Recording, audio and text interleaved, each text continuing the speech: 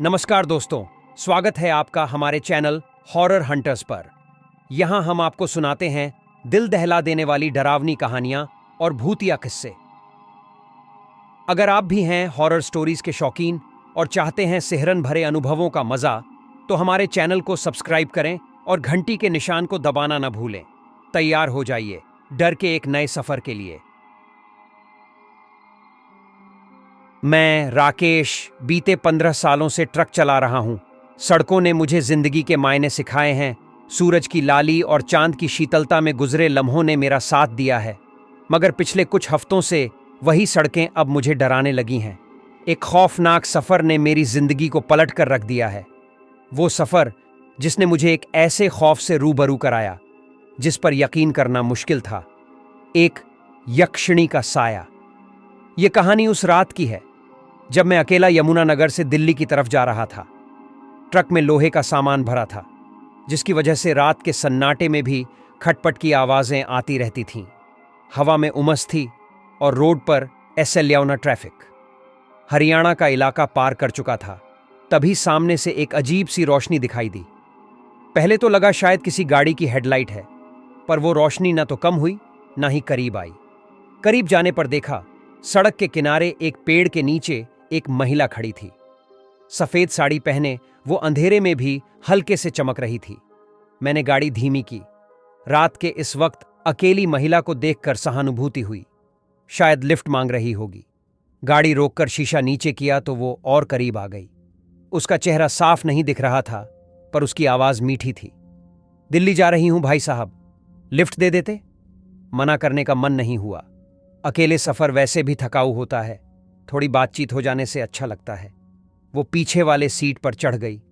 गाड़ी स्टार्ट करते ही अजीब लगा। ट्रक का वजन तो पहले से ही ज्यादा था, पर अब अचानक से और भी भारी हो गया लग रहा था। गाड़ी की रफ्तार भी कम हो गई। कुछ देर बाद मैंने उससे बात शुरू की। पूछा, कहाँ जाना है दिल्ली में? वो टाल मटोल करती रही, कोई ठिकाना नहीं बताया।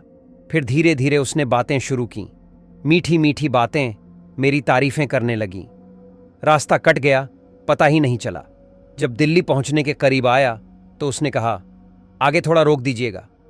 मैंने जैसा वो बोली वैसा ही किया। गाड़ी रोकी तो वो उतरने लगी। तभी अचानक से हवा चलने लगी, ठंडी तेज हवा, जिसने मुझे कंपा दिया। उसी वक्त गाड़ी का इंजन भी बंद हो गया। कुछ समझ नहीं आया। मैं गाड़ी से निकला तो देखा वो महिला गायब हो चुकी थी। हवा थम गई थी, सन्नाटा था। चारों तरफ देखा, लेकिन कुछ नहीं दिखा। घबराहट होने लगी। ट्रक को स्टार्ट करने की कोशिश की, पर वो स्टार्ट नहीं हो रही थी। पूरी रात वहीं फंसा रहा। सुबह होते ही किसी तरह मैकेनिक को बुलाकर गाड़ी ठीक करवाई। वो भी यही कहता रहा कि गाड़ी में कोई खराबी नहीं है, पर असलियत में खराबी गाड़ी में नहीं, मेरे साथ हो चुकी थी। उस रात के बाद मेरी जिंदगी में अजीब चीजें होने लगीं। रात को सोते समय अजीब सी खुशबू आती, कभी हल्की सी हंसी सुनाई देती। अकेले में अचानक ठंडी हवा का झोंका चलता। सबसे ज्यादा परेशानी ट्रिप के दौरान होती। ट्रक खुद ब खुद धीमा हो जाता। अजीब सी आवाजें आती। ये आवाजें धातु के घिसने जैसी या किसी के नाखून खुरदुरे सतह पर घसीटने जैसी होती। शीशे में कभी कुछ नहीं दिखता था, मगर ये आवाजें मेरी रूह को कंपा देती। कभी कभी अचानक से ब्रेक लग जाते, मानो कोई अदृश्य ताकत ट्रक को रोकने की कोशिश कर रही हो। हर बार किसी न किसी बहाने से ट्रिप में देरी होती। एक रात राजस्थान के सुनसान इलाके में गुजर रहा था। ट्रक में अचानक से बिजली चली गई। हेडलाइट्स बुझ गईं और मैं घने अंधेरे में फंस गया। गाड़ी रोककर टॉर्च जलाने ही जा रहा था कि अचानक पीछे से किसी के बालों के सिहरने की आवाज आई। रोंगटे खड़े हो गए। धीरे से पीछे मुड़कर देखा। पीछे वाली सीट पर सफेद साड़ी वाली वही महिला बैठी थी। उसकी आंखें चमक रही थीं, चेहरा डरावना था। वो मुस्कुराई और बोली, आप मुझे गंतव्य तक नहीं पहुंचा पाए, अब मैं आपको ले जाऊंगी। चीख निकलने से पहले ही उसने मेरा गला पकड़ लिया। दम घुटने लगा। आंखों के आगे अंधेरा छा गया। होश आया तो मैं अपने घर के दरवाजे पर लेटा हुआ था। ट्रक पड़ोस के मैकेनिक की दुकान पर खड़ा था। घर वालों को सब कुछ बताया, पर वो मेरी बात नहीं मानते थे। कहते थे थकान की वजह से दिमाग खराब हो गया है। डॉक्टर के पास भी गया, पर उन्होंने भी सिर्फ थकान दूर करने की दवाइयां दी। पर वो महिला लगातार मेरा पीछा कर रही थी। रातों को सपने आते, वो मुझसे बातें करती, मुझे डराती। ट्रिप पर भी वो मेरी परेशानी का सबब बनती। एक रात गुजरात के जंगल में रुका हुआ था, तभी दूर से झंकार सुनाई दी। वो झंकार किसी मंदिर की घंटी जैसी थी, पर जंगल में मंदिर कहाँ होता। आवाज के करीब गया तो एक सुनहरा द्वार दिखाई दिया। उस द्वार के सामने खड़ी थी वो महिला। इस बार वो बहुत खूबसूरत लग रही थी, मानो कोई अप्सरा हो। आप आ गए, उसने मुस्कुराते हुए कहा। आइए, अंदर आइए। मैं अंदर जाने से कतराने लगा। वो बोली, आपको मुझसे डरने की जरूरत नहीं है, मैं आपको कोई नुकसान नहीं पहुंचाना चाहती। उसकी बातों में सच्चाई लग रही थी। शायद वो वाकई मेरी मदद कर सकती थी। हिम्मत करके द्वार के अंदर गया। अंदर का नजारा अद्भुत था। महलनुमा हवेली थी, हर जगह सोना चांदी चमक रहा था। हसीन नर्तकियां नाच रही थीं, अप्सराएं फूल बरसा रही थीं। एक सिंहासन पर बैठी थी एक और महिला, वो भी उसी सफेद साड़ी में थी, पर उसका चेहरा दयालु था, आंखों में करुणा झलक रही थी। वो बोली, बेटा तुम डरो मत, ये मेरी छोटी बहन है शोभना, उसे तुमसे कुछ लेना है। मेरे मुंह से निकला, लेना? वो क्या लेना चाहती है? बड़ी बहन ने बताया कि शोभना एक यक्षिणी है, उसे मरते समय एक वचन पूरा करना था, किसी को अपने साथ ले जाना था। उसने मुझे इसलिए चुना क्योंकि मैं उस रात उसे लिफ्ट देकर अनजाने में उसका साथ दे चुका था। पर बड़ी बहन ने यह भी कहा कि शोभना को किसी इंसान की आत्मा नहीं चाहिए, उसे सिर्फ एक चीज चाहिए, मेरी दया। दया मेरी समझ में नहीं आया। दया? मेरी समझ में नहीं आया। दया कोई ऐसी चीज है जिसे कोई ले सकता है? यह सब सुनकर मैं घबराया हुआ था, पर बड़ी बहन के शब्दों में सच्चाई झलक रही थी।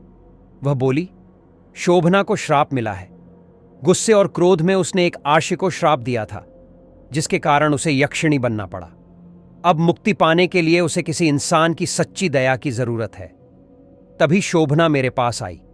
अब वह वैसी डरावनी नहीं लग रही थी, उसके चेहरे पर पछतावा था। क्षमा करें, उसने कहा, मैंने आपको डराया, पर मेरे पास कोई रास्ता नहीं था। उसकी आवाज में दर्द था।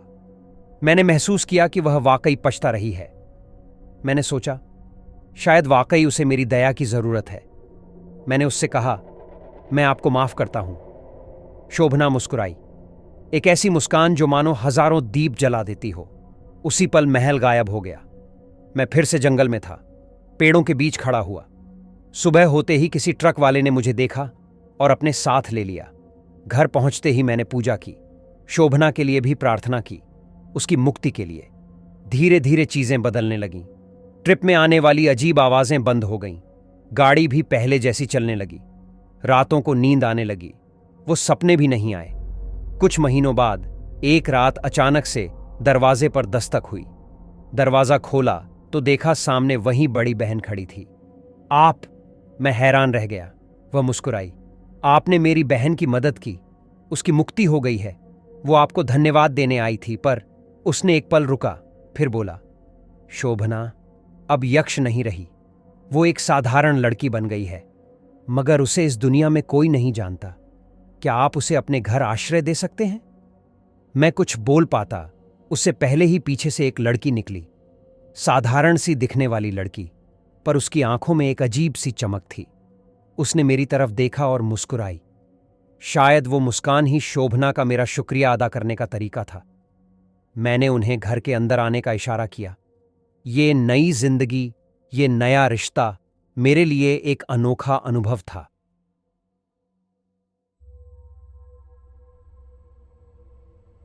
मैं आकाश पहाड़ों में पैदा हुआ और पला बढ़ा।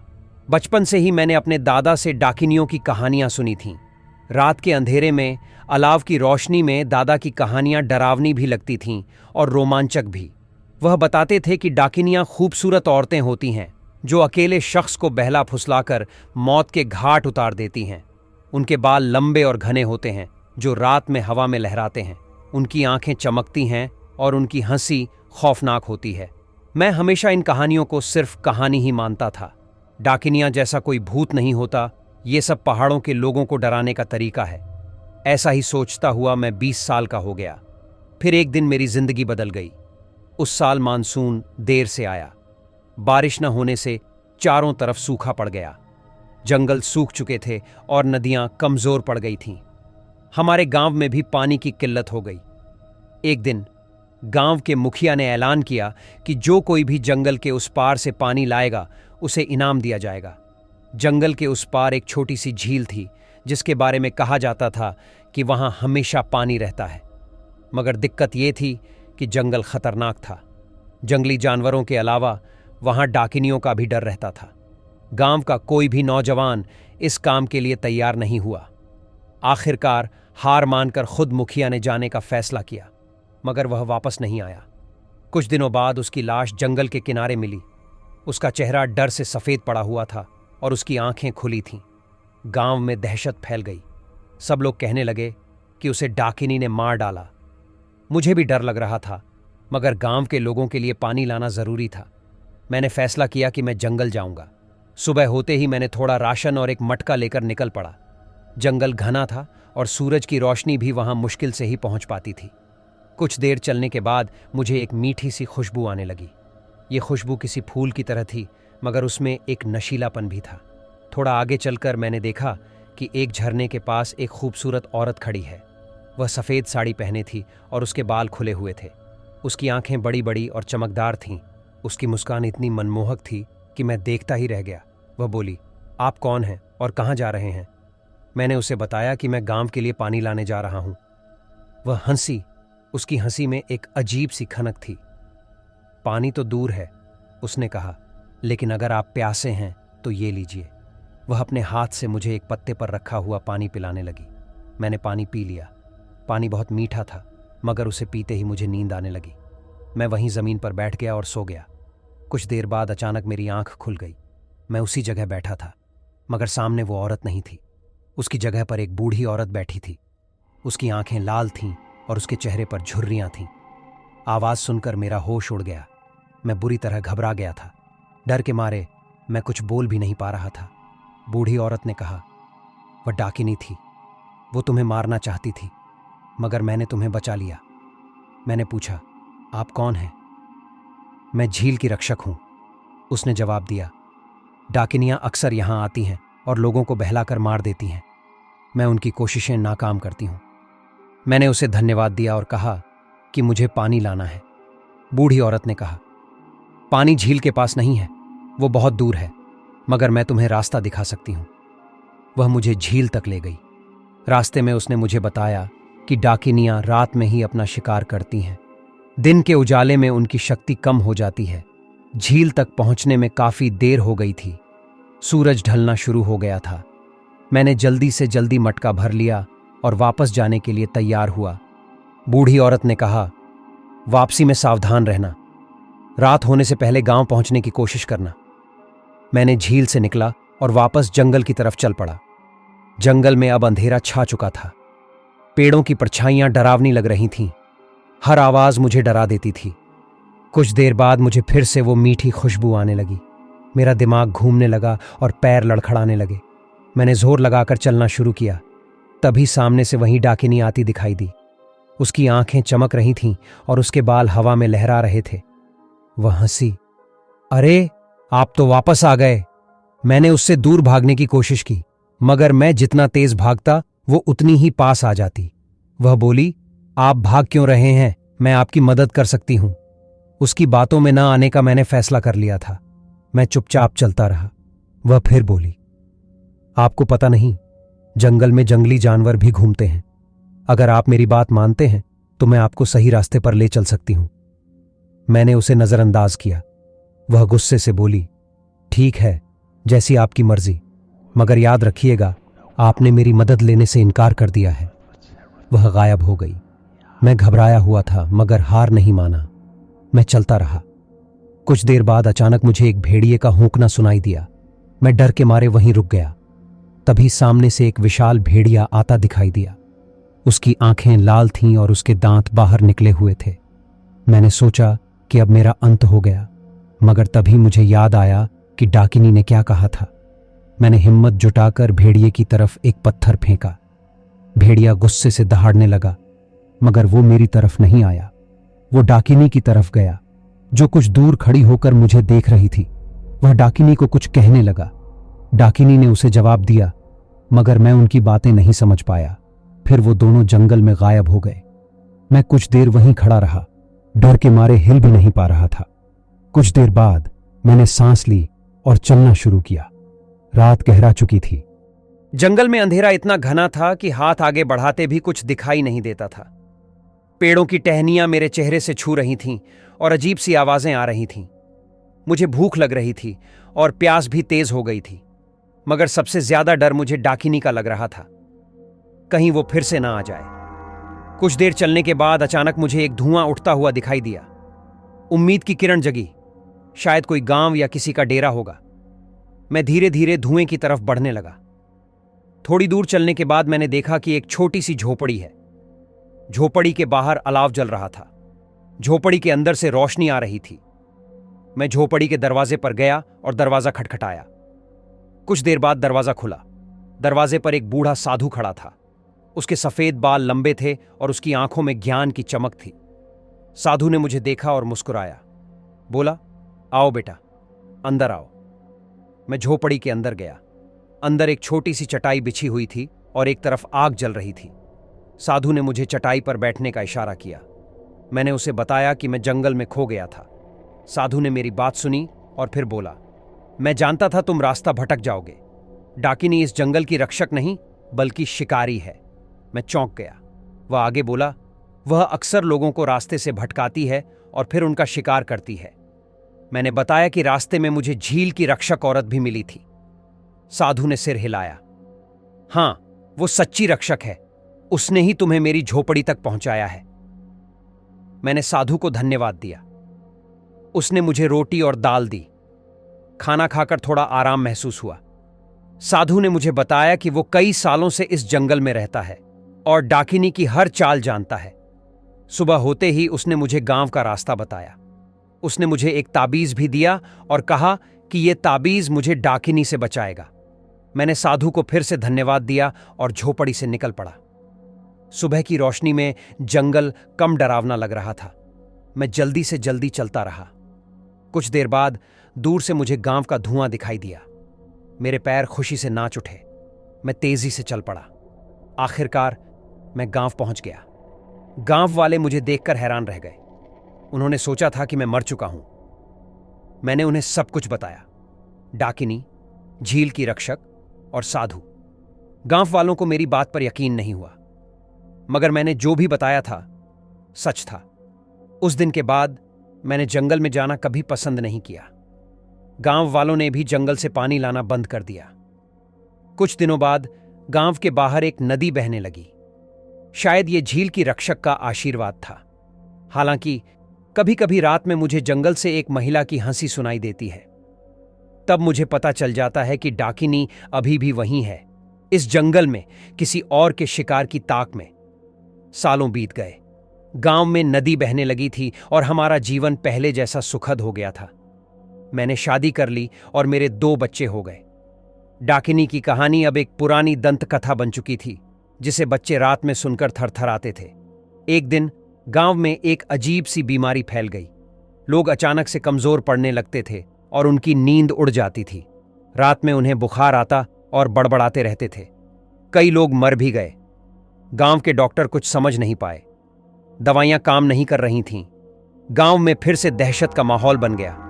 कुछ बूढ़े लोगों ने कहा कि यह डाकिनी का श्राप है। वो हमारी खुशियों से जल रही है और हमें सजा दे रही है।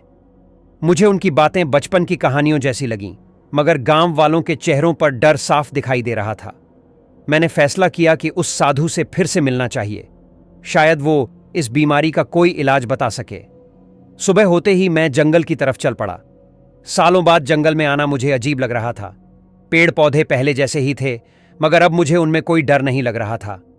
कुछ देर चलने के बाद वो परिचित सी झोपड़ी दिखाई दी, मगर वहां कोई धुआं नहीं उठ रहा था। दरवाजा बंद था। मैंने दरवाजा खटखटाया। कोई जवाब नहीं आया। मैंने कई बार आवाज लगाई, मगर जवाब नहीं मिला। थोड़ी देर वहां खड़े रहने के बाद मैंने फैसला किया कि वापस गांव चला जाऊं, मगर तभी मुझे झाड़ियों के पीछे से हल्की सी आवाज सुनाई दी। मैं आवाज की तरफ गया। वहां एक छोटी सी कब्र बनी हुई थी। कब्र के पास एक मिट्टी का दीपक जल रहा था। दीपक की रोशनी में मैंने कब्र पर लिखा हुआ नाम पढ़ा, श्री रामदास। वही साधु जिसने मेरी मदद की थी, अब वो इस दुनिया में नहीं रहा। मुझे बहुत दुख हुआ। साधु की मौत का मतलब था अब कोई नहीं था जो डाकिनी को रोक सके। मैं निराश होकर वापस गांव लौट आया। गांव वालों को साधु की मौत का पता चला तो उनका डर और बढ़ गया। कुछ दिनों बाद मेरी बेटी भी बीमार पड़ गई। उसे तेज बुखार आ गया था और वह बड़बड़ाती रहती थी। गांव के डॉक्टरों ने हार मान ली। अब गांव में सिर्फ एक ही उम्मीद बची थी, झील की रक्षक। मैंने फैसला किया कि झील तक जाऊंगा और रक्षक से मदद मांगूंगा। सुबह होते ही मैं झील की तरफ चल पड़ा। जंगल का रास्ता अब जाना पहचाना लग रहा था, मगर हर आहट पर मेरा दिल धक से हो जाता था, कहीं डाकिनी फिर से सामने ना आ जाए। कुछ देर चलने के बाद वो विशाल झील दिखाई दी। झील का पानी शांत था और हवा में एक अजीब सी सुगंध फैली हुई थी। मैं झील के किनारे खड़ा हो गया और जोर से आवाज लगाई, झील की रक्षक, मेरी मदद करो। कोई जवाब नहीं आया। मैंने फिर आवाज लगाई, मैं आकाश हूं, आपने मेरी एक बार मदद की थी। मेरी बेटी बीमार है, डाकिनी का श्राप गांव वालों को मार रहा है, कृपया हमारी मदद करो। कुछ देर तक सन्नाटा रहा। फिर अचानक झील के बीच से पानी का फव्वारा उभरा। फव्वारे के बीच से एक खूबसूरत महिला बाहर निकली। उसकी आंखें नीली थीं और उसके बाल हरे रंग के समुद्री शैवाल की तरह लहरा रहे थे। वह महिला मेरी तरफ आई और बोली, आकाश, मुझे तुम्हारी परेशानी का पता है। डाकिनी की शक्ति बढ़ रही है। उसने झील के पानी को दूषित कर दिया है। यही वजह है कि गांव वाले बीमार पड़ रहे हैं। उसकी बातें सुनकर मेरा दिल बैठ गया। वह आगे बोली, मगर डाकिनी को रोकने का एक रास्ता है। झील के नीचे एक पवित्र शंख छिपा हुआ है। अगर तुम उसे ढूंढ कर ला सको तो मैं डाकिनी को रोक सकती हूं।